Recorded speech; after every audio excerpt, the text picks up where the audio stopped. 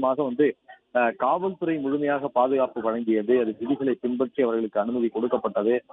காவல்துறையினுடைய தரப்பிலிருந்து எந்த விதமான ஒரு குறைபாடும் இல்லை, அவர்களுக்கு முழுமையான பாதுகாப்பு வழங்கப்பட்டது என்று அவர் கூறியிருந்தார். அதன் அடிப்படையில் தான் டேவிட்சன் தேவாசீர்வாதம்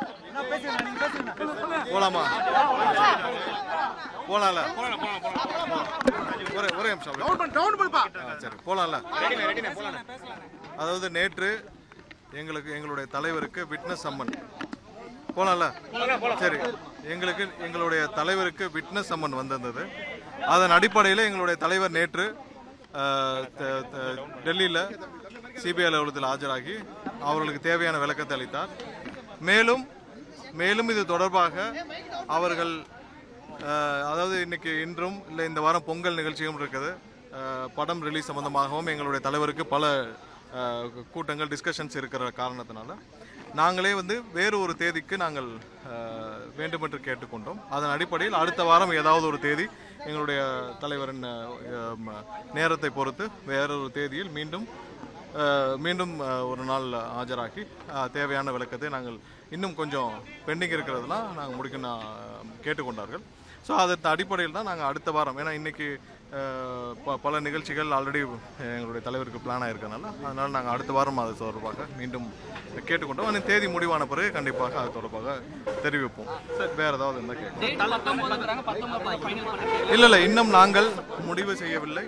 நாங்கள் முடிவு செய்து எங்களுடைய தலைவரின் நேரத்தை பொறுத்து அது ஏதாவது ஒரு நாள், ஏன்னால் தேர்தல் நேரம் இருக்கிறது, நிறைய கூட்டங்களும் நாங்கள் நிகழ்ச்சிகளும் ஆல்ரெடி நாங்கள் பிளான் பண்ணி வச்சுருக்கோம். ஸோ அதை நாங்கள் சொல்லியிருக்கிறோம். ஸோ அது தேதி நாங்கள் இன்னும் கன்ஃபார்ம் பண்ணுறோம்னு சொல்லியிருக்கோம். ஸோ அதனால் அதன் அடிப்படையில் இன்னும் ஒரு சில நாட்களில் நாங்கள் தேடி முடிவு செய்து நாங்கள் அங்கே தெரிவித்த பிறகு அவர்கள் அதுக்கு தேவையான ஏற்பாடுகள் செய்வாங்க.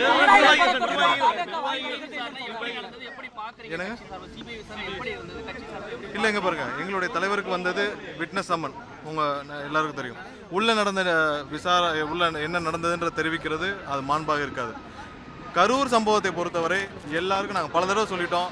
தமிழக மக்கள் எல்லாருக்கும் தெரியும் அங்கே என்ன நடந்துச்சுன்னு.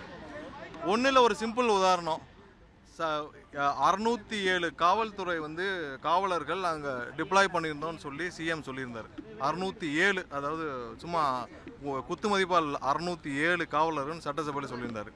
திரு டேவிட்சன் அவர்கள் 500 காவலர்னு சொல்லியிருந்தார். ஒரு சின்ன முரண்பாடு சொல்கிறேன், ஒரு சின்ன சாதாரண விஷயத்திலே எவ்வளவு முரண்பாடுகள் இந்த அரசியல் ஒவ்வொரு சட்டசபையில் சிஎம் சொன்னதுக்கும் திரு டேவிட்சன் அவர்கள் சொன்னதுக்கும். ஏன்னா அவசரப்பட்டு இவர்கள் பல விதத்தில் இந்த கேஸில் நிறைய தவறுகளை இந்த ஆரம்பத்தில் இந்த கரூர் இன்சிடென்ட் நடந்ததிலிருந்து அது நடப்பதற்கு காரணமாக இருந்ததும் பல விஷயங்கள் தமிழக அரசும் காவல்துறையும் செய்துள்ளது. அது சம்பந்தப்பட்ட எல்லா விஷயத்தையும் எங்களால் முடிந்தளவு நாங்கள் கொடுத்துருக்கிறோம். அடுத்ததாக கடந்த வாரம் கரூர் சம்பவத்தில், அதாவது போஸ்ட்மார்ட்டமில் பல குளறுபடிகள் நடந்துள்ளது என்று நாங்கள் பல புகார்கள் முன்னே கூறியிருந்தோம். அந்த பாதிக்கப்பட்ட இறந்தவர்களின் குடும்பங்களை கூப்பிட்டு காவல்துறையினர் மிரட்டி முன்தேதியிட்டு கையெழுத்து வாங்கியதாக பல புகார்கள் வந்தது. அது குறித்தும் சிபிஐயிடம் நாங்கள் எங்களுடைய புகார்களை தெரிவித்துள்ளோம். ஏன்னா பல இறந்தவர்களுடைய குடும்பத்தினரை அழைத்து அவர்களை மிரட்டி அவர்களிடம் முன்தேதியிட்டு நாங்கள் தான் அவசரமாக போஸ்ட்மார்ட்டம் முடிச்சு தர சொன்னோன்னு சொல்லி கரூர் நகர ஸ்டேஷன்லேருந்து கரூர் எஸ்பி ஆஃபீஸ்லேருந்து கூப்பிட்டு மிரட்டியதாக ஆதாரத்துடன் நாங்கள் புகார்களை தெரிவித்துள்ளோம். அது சம்பந்தமாக விரிவாக விசாரணை நடத்துவேன் என்று சிபிஐ. கரூர் விஷயத்தில் நியாயம் கிடைக்கப்பட வேண்டும் அட் எனி காஸ்ட்.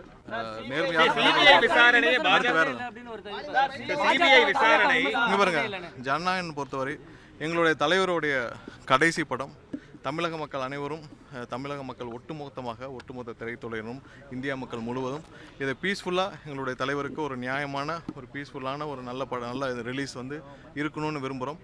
படம் ரிலீஸ் ஆகட்டும், நீதிமன்றத்திலிருந்து வரட்டும், அதுக்கப்புறம் விரிவான உங்களுடைய கேள்விகளுக்கு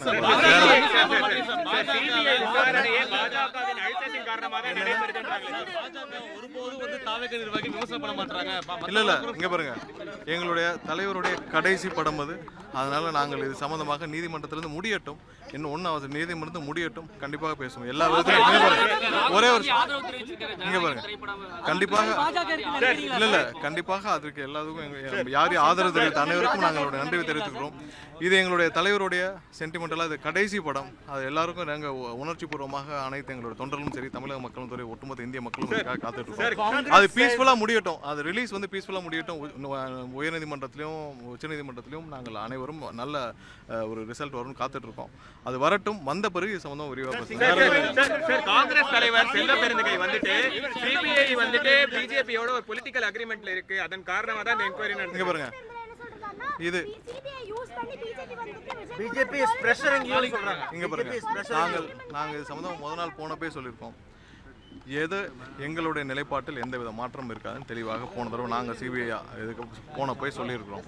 அதனால் அதை மட்டுமே நீங்கள் எப்போயுமே எடுத்துக்கோங்க, அதை கடைசி கருத்தாக எடுத்துக்கோங்க. இதில் எங்களுடைய நிலைப்பாட்டில் எந்த வித மாற்றமும் இருக்காது. மற்றபடி எல்லாமே இந்த ஜனநாயகம் ரிலீஸ்க்கு அப்புறம் உச்சநீதிமன்றம் வந்த பிறகு சொல்கிறோம். நன்றி.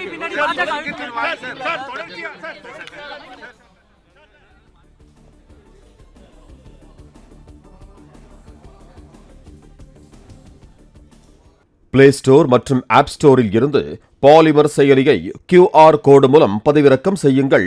செய்திகளை உடனுக்குடன் பெறுங்கள்.